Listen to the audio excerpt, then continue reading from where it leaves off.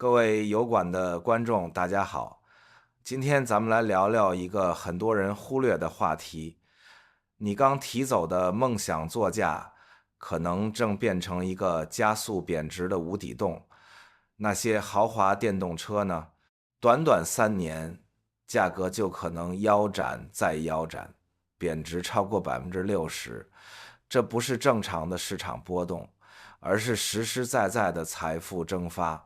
很多車主到現在還蒙在鼓裡，以為自己當初做了個明智決定。想想看，你美滋滋的把車開回家，結果一算賬，那台11.6萬美元的寶貝，現在3年後只值4.5萬美元，這感覺比踩一腳急剎車還難受。所以今天我來盤點到2026年可能會讓你車價大幅貶值的10款車。信我，排在第1名的絕對會讓你驚掉下巴。到現在還有無數人把它當成技術天花板，但千萬看完，因為這不只是車評，而是一份避坑指南，能幫你躲開那些正在掏空錢包的財務陷阱，別讓辛苦錢打水漂。咱們先來說說排名第10的路虎揽勝運動版和發現系列。為啥是他們？因為他們完美詮釋了什麼叫花錢買罪受，尤其在保養維修這塊。咱們先看一筆賬，路虎的維保成本有多高？說出來嚇你一跳，幾乎是行業平均水平的2倍。在所有品牌裡，它的維護成本高居第2，僅次於超豪華品牌賓利。有數據顯示，開上10年，光保養和修車就可能花掉你1.8萬美元，但這還只是開胃小菜，真正的大招藏在它引以為傲的空氣懸掛裡。這套懸掛能給你帶來陸地頭等艙般的極致平穩，體驗感拉滿。可問題就出在生命週期上。一般來說，開了6到10年，這套系統就進入故障模式，各種問題接踵而至，換個原廠的懸掛氣囊，幾千美元就沒了。而這本該是和車子白頭偕老的部件，而且空氣懸掛只是個開始。路虎的故障清單長得能讓你絕望。維修師傅們都說，路虎的正時鏈條是個老大難問題，修一次換一套，動輒2萬美元。你沒聽錯，是單次維修的費用。這車本身可能早就貶值的一文不值了，這維修費比車還貴，而且這事兒不是個例，是好幾個年款和發動機的通病，更別提那些沒完沒了的電控病了。從車載娛樂死機到發動機管理系統失靈，全靠一堆精密的電腦撐着，一旦出問題，沒4S店的專用設備和原廠件，你都沒法下手。所以揽勝運動版常年霸榜最貴保養豪華 SUV 榜單，你也就不奇怪了。當這些通病、空氣懸掛、正時鏈條、電控系統湊到一起，車主就陷入了一個死循環。車子一壞，修車費可能比車本身還值錢，最後只能在傾家蕩產去修和直接放棄這輛車之間做一個無比痛苦的選擇。節奏節點小總結，路虎系列的貶值不只是價格掉，而是維修成本疊加，讓持有變成負擔。接下來看看第9名，怎麼在豪華外表下藏着燒錢真相。第9名，凱迪拉克凱雷德，豪華外表下的燒錢真相。要聊保值率，凱迪拉克凱雷德絕對是個繞不開的狠角色，它位列第9。但要說美國豪華 SUV 裡的財務陷阱，它絕对是頭號種子選手。咱先說說最扎心的二手車價格跳水。2023年剛買的凱雷德保值率還算說得過去，但你要是買了2022年的款，那可就要做好心理準備了。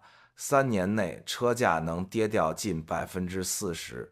這個折舊曲線陡峭的像懸崖，買早了或買晚了，差個1-2年，幾萬美元的差價可能就打水漂了。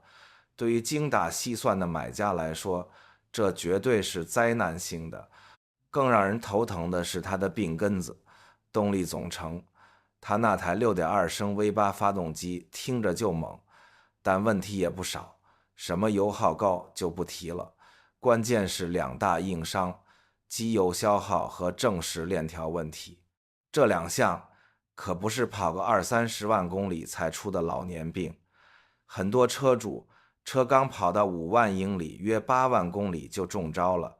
機油消耗堪稱油老虎 Plus， 喝油的速度比一般人想象的快。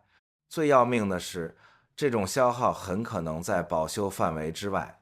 你想啊，車還沒出保就出問題，廠家不管，你只能自掏腰包，每隔幾百公里就得檢查機油往裡加。一旦疏忽，發動機都可能給你報銷。正時鏈條這玩意兒要是出了問題，就不僅僅是燒錢那麼簡單了。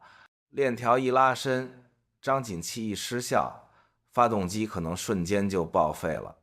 維修起來必須大拆特拆，前蓋都得扒開，換一堆零件，一個3000到5000美元，約合2萬到3.6萬人民幣下不來。除了心臟不給力，凱雷德還喜歡在別的地方撒錢。算上那些常見的電氣系統失靈、信息娛樂系統當機，還有高端懸架的毛病，平均下來1年的維護保養費輕鬆超過1100美元。開個10年，保養費輕鬆衝上1.5萬美元。這價格比同級別豪華 SUV 的平均水平高出了一大截。而且啊，這還只是個平均值，很多車主的實際花費比這更多，簡直是花錢如流水。為什麼一台看起來這麼先進的車，反而問題這麼多呢？因為它的智能和豪華是用昂貴的電子系統堆起來的，比如那個號稱操控無敵的 Magnetic Ride Control 磁流變懸架。雖然開起來感覺天上有地下無，但它依賴的那些精密傳感器和執行器特別嬌貴，用着用着就老化失靈了，換起來可不便宜。還有那個大名鼎鼎的 Q 信息娛樂系統，可以說是臭名昭著了，死機、卡頓、黑屏是家常便飯，最後往往不是維修，而是直接整個主機單元換新，又是一筆大開銷。總結一下，凱迪拉克凱雷德就像一位外表華麗、能力超群，但身體卻一身是病的運動員。他擁有的頂級科技和豪華體驗，確實能讓你眼前一亮。但一旦這些先進系統罷工，隨之而來的高昂維修賬單和驚人的貶值速度，可能會讓你後悔莫及。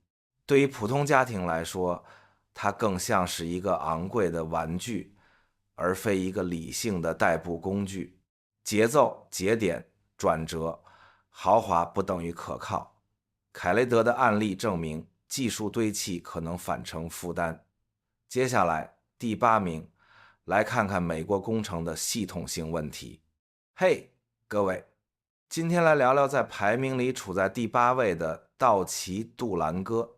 這一排名啊，其實也反映出美國汽車工程方面的問題，可不只是豪華品牌才有。道奇杜蘭戈是一款3排座的 SUV， 但它在市場上的5年轉售價值可是差得很吶，屬於最差的那一批。5年之後，它僅僅能保留原始價格的 35.3%， 而且5年持有成本呢，從 6.06 萬美元到超過8萬美元都有，其中光折舊損失就超過3萬美元。不過呢，折舊還只是個小問題。杜蘭戈存在着系統性缺陷的記錄，而且影響了好多個車型年份。就說2011款，它因為那個全集成電源模塊出故障，引發了大範圍的電氣故障。這可是出了名的，就這一個組件失效，從燃油泵到點火系統，所有功能都可能受影響，經常搞得車主在路上拋錨，還得花大價錢維修。TIPM 故障可不是2011款獨有的，好幾個年份的車型都出現過類似故障，都形成電氣故障的規律性模式了。市场上的人都學聰明了，都知道躲開這類車型。你想啊，單一部件可能引發多重系統故障，這就會產生連鎖反應，小問題最後就變成巨額維修賬單了。除了電氣故障，車主們還反映發動機老是熄火，這可太危險了。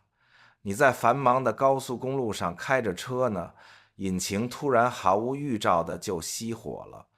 這些熄火問題一般是燃油系統故障或者傳感器失靈導致的，而且這些故障還特別難診斷，維修成本也高得嚇人。懸掛系統也是個長期有問題的地方。有些車主反映，因為懸掛部件故障，車輪差點就脫落了。這可不是那種慢慢磨損的問題，是突發性的故障，很可能會引發危險的駕駛狀況，還得花不少錢緊急維修。再說道奇杜蘭戈的變速箱，這問題也是橫跨好幾個車型年份。車主們說換擋的時候衝擊感特別強烈，還會出現打滑甚至徹底報廢的情況。維修或者更換變速箱費用得4000到6000美元呢。要是你開的是一輛正在快速貶值的車，一次重大的變速箱維修可能一下子就讓車輛殘值比維修成本還低了。我插個重要提示哈，要是你覺得這些信息对買車做決策有幫助，不妨考慮訂閱一下，這樣就能持續獲取這類汽車金融分析了。我們幫你研究這些趨勢，免得你花大價錢去交學費。節奏、節點、觀點、強化。道奇的系統故障不是孤立事件，而是跨年份的模式，這直接拉低了二手價值。關鍵數據，5年保值僅 35.3%。現在轉到第7名，意大利風格的獨特代價。咱接着說哈。第7名，瑪莎拉蒂、吉伯利和萊萬特，這倆可都是意大利的豪華車，風格那叫一個獨特，不過有點太注重外表，不太實用。現在市場也慢慢反應過來了，雖說不同的折舊數據有點差別，但像這種可靠性不咋地的品牌，他們的高端車型啊，那價值跌起來就跟坐滑梯似的，刷地一下就下去了。瑪莎拉蒂可是維護成本最高的品牌之一，你想想啊，養車10年得花超過1.1萬美元呢。但這還不算啥，真正的問題可多着呢。2017年，瑪莎拉蒂的 Levante 因為發動機軟件有缺陷，大規模召回，這故障可嚴重了。車在低速行駛的時候，可能突然就跳到空檔，或者直接熄火。你能想象不？開着一輛價值8萬美元的豪華 SUV， 正過十字路口呢，車突然就沒動力了，這多危險啊！不光損失錢，弄不好還危及生命。不過軟件召回還只是個開頭，車主們還老是反映變速箱有問題，而且問題還不小，都超出正常磨損的範圍了。變速箱打滑，換擋不及時，主要是因為離合器部件磨損得太早，還有油液洩漏。這些故障可不是車開了15萬英里之後才出現的，很多車里程表還不到5萬英里就出問題了。瑪莎拉蒂的離合器故障維修起來特別貴，為啥呢？因為得用專用的工具和零件，還只能從授權經銷商那兒買。在普通主流車型上換個離合器可能就2000美元，但在瑪莎拉蒂上輕輕鬆鬆就能花到6000美元，甚至更多。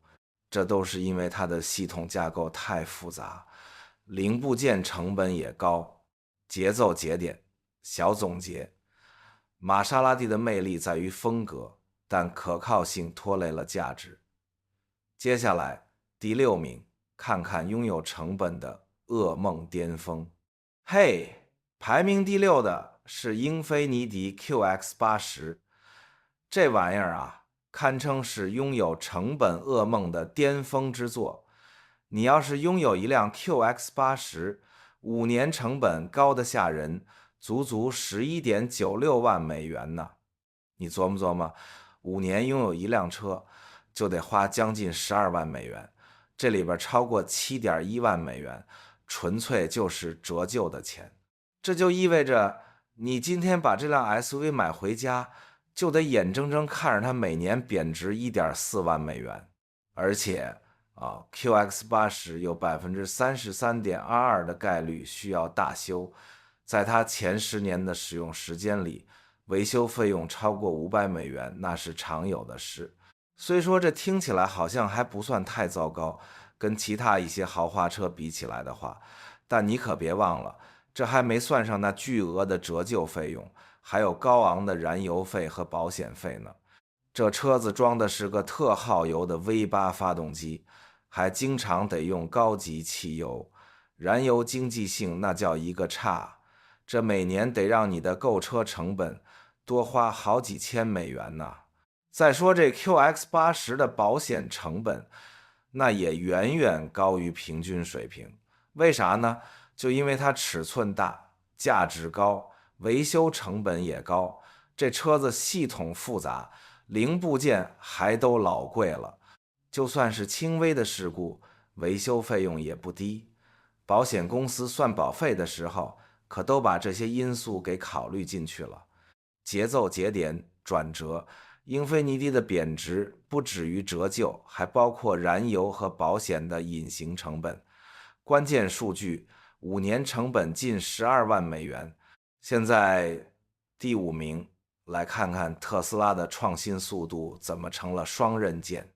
第5名，特斯拉 Model S 和 Model X 看似光鮮，實則踩坑。要說要聊這個話題，咱們得先把一個普遍認知打破：特斯拉不一定等於高保值。旗艦車型 Model S 和 Model X 就給我們上了一堂生動的價值投資課。為什麼剛買就後悔？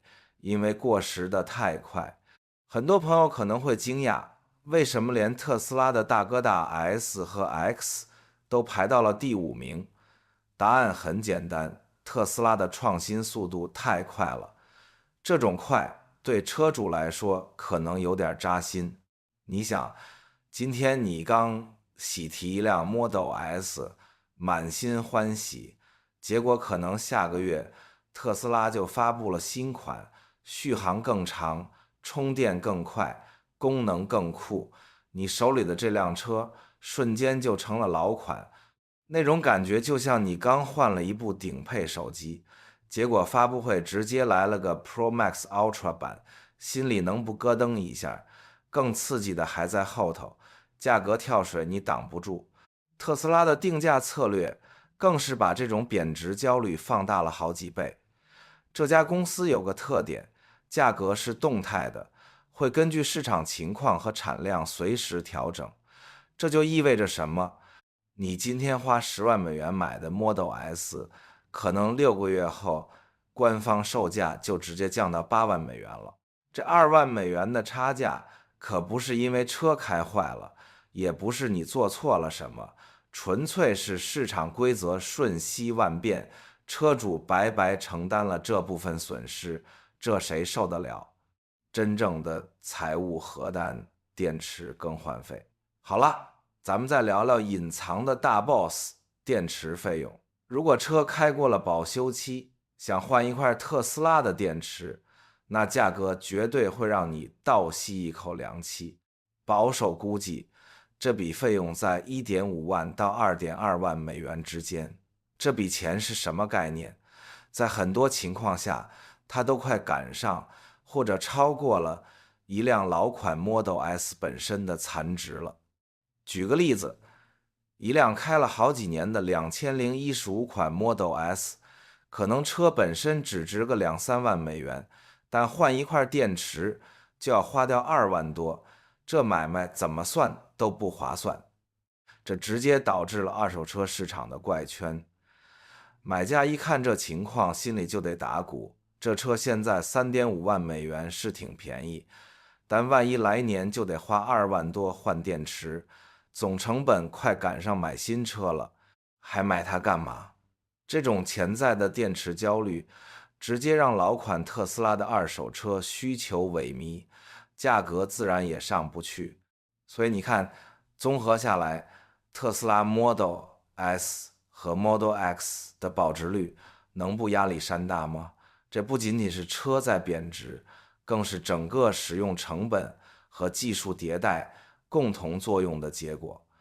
個人判斷強化，我認為特斯拉的快速迭代本是優勢，但對早期買家來說卻成了貶值的加速器。這點在 Model S/X 上表現得淋漓盡致。節奏節點、觀點強化、創新快是特斯拉的賣點，但也讓老款快速過時。接下來第4名，奧迪的早期電動車怎麼成了鏡子？第4名，奧迪 e-tron。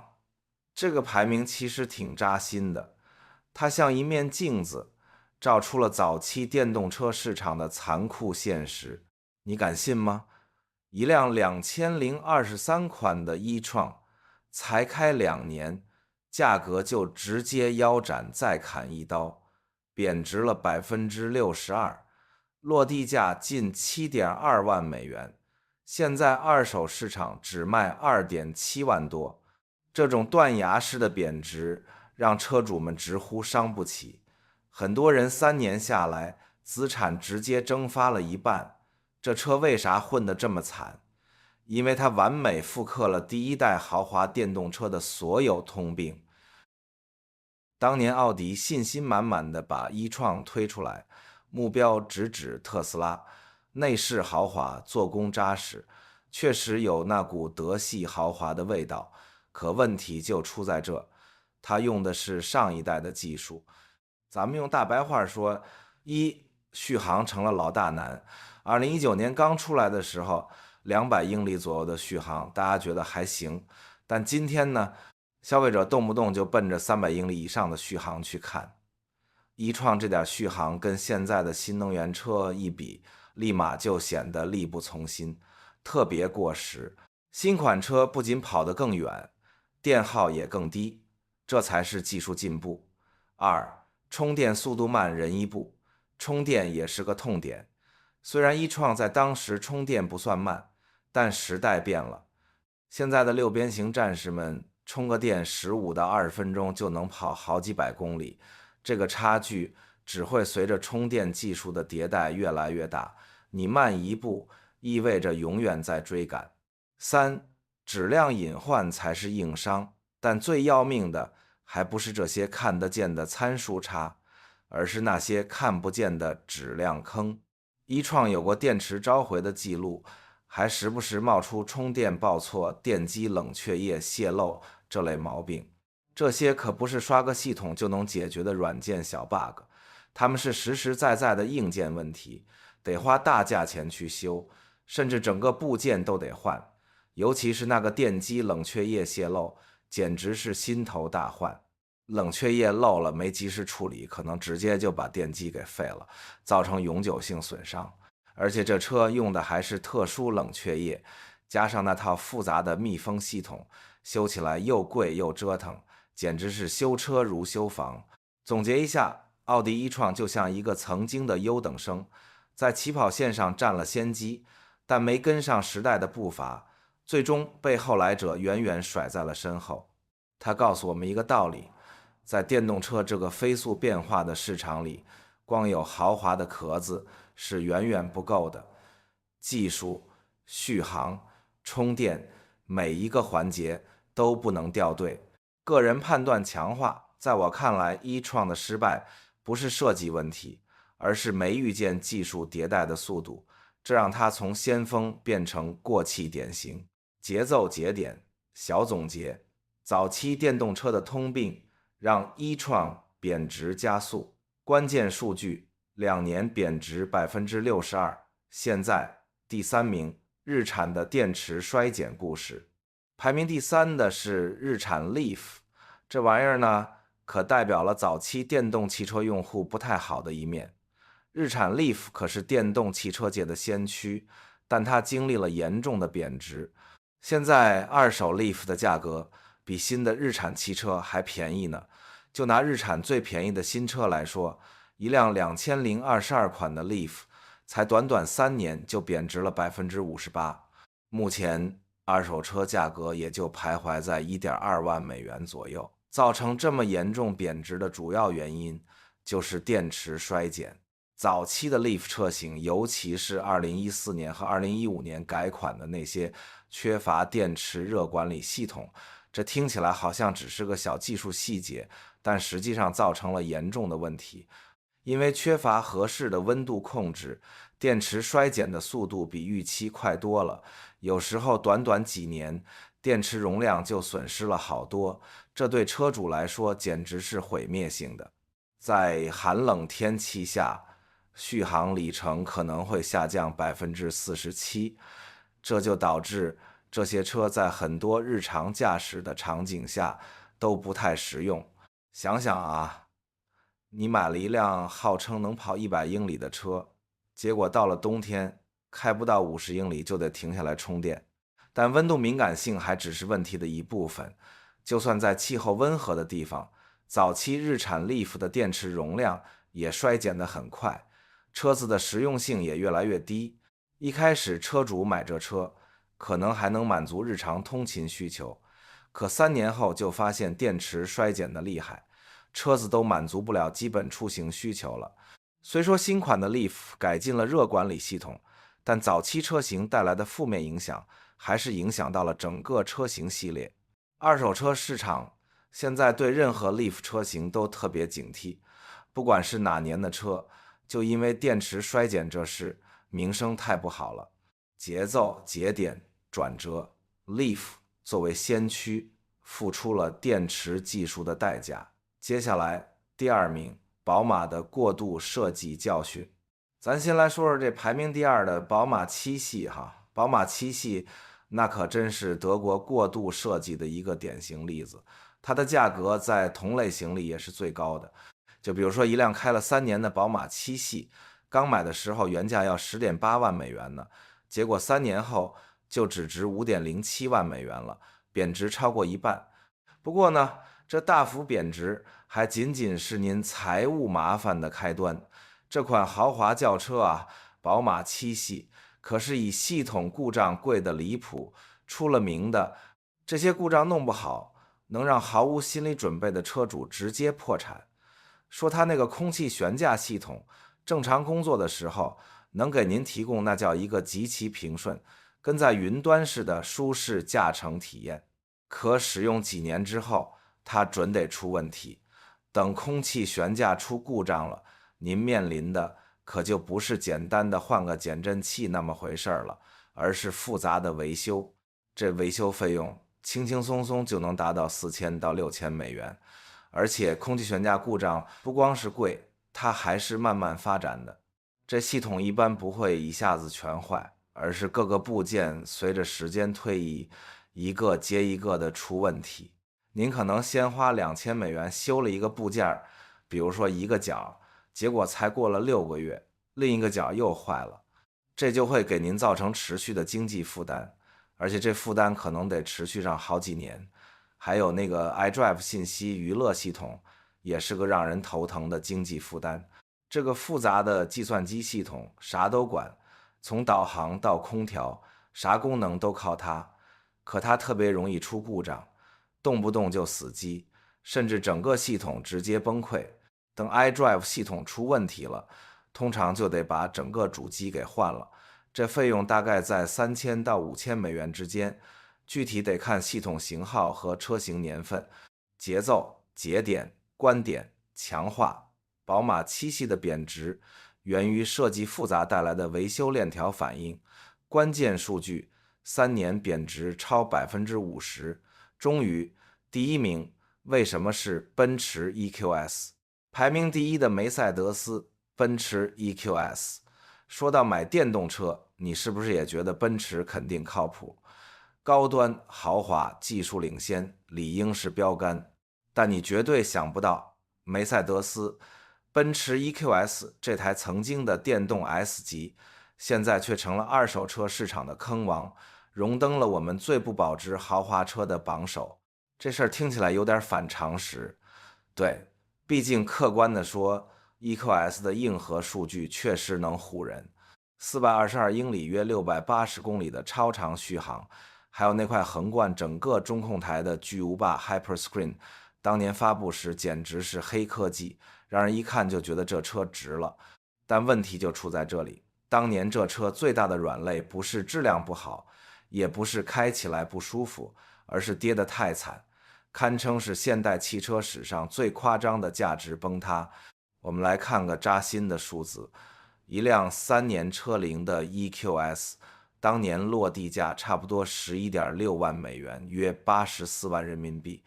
現在在二手市場能賣多少錢呢？4.55萬美元，約33萬人民幣，都不一定好找買家。3年時間直接蒸發了超過6萬美元，折合人民幣超過43萬，貶值率超過60%。這個數字放眼整個汽車史，都能排進慘案前3了。這麼說你可能還沒概念，咱們算筆賬就更直觀了。對於 EQS 車主來說，你的愛車平均每年都在白扔2萬多美元，約15萬人民幣，換算下來，光是折舊每個月就得接近2000美元，約1.4萬人民幣。這相當於啥？相當於你養一台車，光虧損的錢就夠租一台不錯的車了。那問題到底出在哪兒呢？車本身真的沒毛病， EQS 的做工、用料、豪華感都毋庸置疑。它是一台好車，但它的命門在於它站在了第一代豪華電動技術的峰尖浪口。說白了就是出道即巔峰，但巔峰期太短。那時候大家覺得屏幕大就是未来，把所有功能都集成起來就是科技感。奔馳的 Hyperscreen 就是這麼個思路，在當時確實驚豔，但短短幾年風向就變了。現在的電動車更講究實用主義，屏幕大小已經不是關鍵，好不好用、好不好交互才是王道。回頭再看那個 Hyperscreen， 多少就顯得有點花裡胡哨，為了炫技而炫技了。再加上第一代 EQS 遇到的各種成長痛醫、軟件問題，當時那套恨不得控制全車一切的系統，從充電到空調，時不時就鬧脾氣，去 4S 店修一下，動不動就得換整個模塊，維修費高得離譜。充電煩惱，一些車主吐槽用直流快充時老出問題，半路趴窩是常有的事，還得專門去店裡進行軟件更新，甚至硬件更換，折騰得很。展望2026年，可以預見的是，這台當初的科技先鋒只會更不值錢。現在看着很牛的那些技術，1-2年後就會成為終端車的標配。到時候 EQS 的車主就會抱着這台過時的豪華大玩具，眼睜睜看着自己的錢包被割韭菜。所以結論很明確，如果你現在正打算買一台豪華電動車， EQS 這類早期奇蹟絕對是你能做的最昂貴的購車決定之一。個人判斷強化，我堅信 EQS 的貶值不是偶然，而是第一代技術的宿命。它提醒我們，豪華電動車市場買早了往往是交學費。當然，知道哪些車要避開，接下來就該知道哪些車值得買了。好了，今天的內容就到這裡。如果你覺得這份榜單對你買車決策有幫助，或者你也踩過其中某款車的坑，歡迎在下方評論區分享你的真實經歷和看法，是繼續持有還是果斷出手？我們都會認真看，也會挑一些有趣的評論在下期視頻裡回應。感謝你耐心看到最後，真的非常感謝你的觀看。如果想持續收到這類理性、實用的汽車金融分析，別忘了點個讚、訂閱頻道，並開啟小鈴鐺通知，這樣就不會錯過下一期視頻啦。我們下期再見，一起繼續聊那些 4S 店絕不會告訴你的事。拜拜。